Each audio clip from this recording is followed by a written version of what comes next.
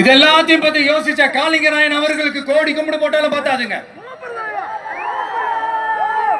இப்படி அந்த காலத்துல இருந்த ஒரு ஹீரோவை பத்தி பேசிட்டு இந்த காலத்துல அதாவது 1920th செஞ்சுரியில இருந்த ஒரு ஹீரோவையும் பத்தி நம்ம பேசி ஆகணும்ல.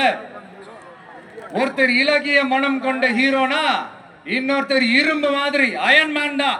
எஸ், நம்ம ஈரோடு கடப்பாறை தான்.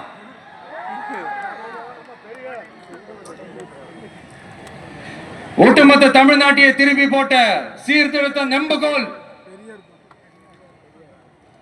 ஈரோடு மாவட்டத்தில் பிறந்த அவர்தான் இந்தியாவுக்கே இடஒதுக்கீடு சம்பந்தமான அரசியல் சட்டத்தை திருத்தறதுக்காக போராட்டம் நடத்தினவர் யாரு?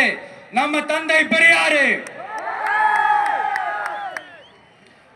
100 வருஷத்துக்கு முன்னாடியே வகுப்பு வாரி பிரதிநிதித்துவம் வேணும்னு கேட்ட